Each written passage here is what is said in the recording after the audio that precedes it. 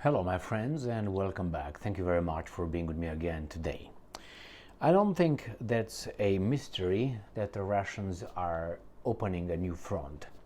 And if it is, I'm glad that I will let you know about that development. The Russians, according to the Ukrainians, are opening a front in Kharkiv and in Sumy Oblasts, which are kind of like in the northeast of Ukraine. Well, if that's not news for you, I bet you don't know how many troops the Russians brought to that area. And if you know that one, it's okay. If you don't know, I have the information right here. So I have two articles, both of them coming from the Ukrainians. One, New Voice of Ukraine informs us today, the 29th of May 2024, that Kremlin aims to open a new front in the north. So let me show you this article, actually read it, and then the other one will tell us the amount of Russian soldiers the Russians brought or planned supposedly to bring at the new front. New Voice of Ukraine. Kremlin aims to open a new front in the north, Defense Minister Umerov says. And this Ukrainian Umerov looks like this. This is the Ukrainian Umerov, okay? Well, he's a Tatar, nevertheless. They have a Tatar defense minister, they have a Jewish president, Jewish prime minister, Jewish presidential chief of staff, used to have a Jewish defense minister, Reznikov. They have a Russian guy in charge of the military, which is supposedly Alexander Syrskyi. Where are the Ukrainians? I tell you where they're at. They are the ones who get the bombs in their heads, and they're ones who fighting for this garbage. Let me read further here. Russia is planning to launch new offensives, plural, opening a new front in Ukraine's north. Ukrainian Defense Minister Rustem Umerov said on May 28th. If I would move right now, let's say with a Romanian wife to Germany, will our kids be Germans? If you say that yes, you're an imbecile. All right? They will be genetically Romanian living in Germany. Oh yeah, they will be, how do you call it? They will have the German culture, but that would not make them German. They would make them, some Romanian genetically, being using the German culture. But hey, if you want it that way, imagine that you have someone who is going to come from, let's say, a different country. Let's say it's going to come from Haiti. Nothing wrong with Haiti. We're going to come to you. Let's say you're a German. Come from Haiti, and he's going to impregnate your daughter. And then the child was going to be German, right? Yeah, okay. Good luck.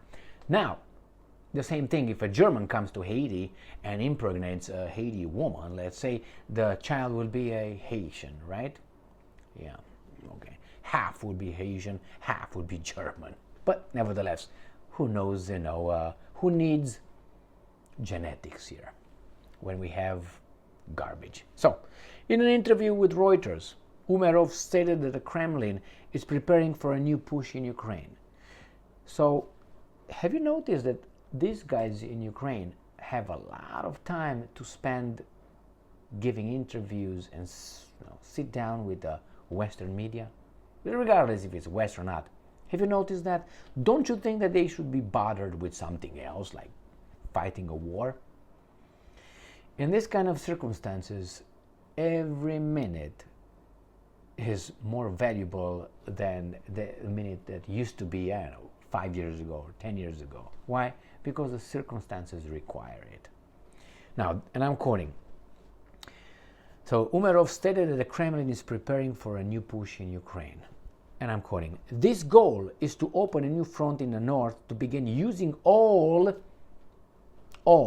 their manpower and firepower against us, end quote, the minister said.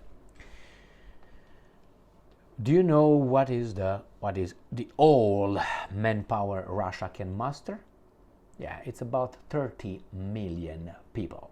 So what the fuck is he talking about? Anyway, and I'm quoting, they continue to pursue their objective of destroying our nation. Umerov is part of the Ukrainian nation, okay? And he's defending the Ukrainians. Not the Ukrainians defending the Ukrainians, it's the Tatars defending the Ukrainians. At the same time, Umerov added that the most recent front in the northeastern Kharkiv Oblast has been stabilized after Russia launched a cross-border offensive there on May 10th. All right, good for you. Next article. Next article comes from Ukrinform, and we have the thoughtful Umerov again, who, for me, looks like Stromboli. You know who Stromboli is?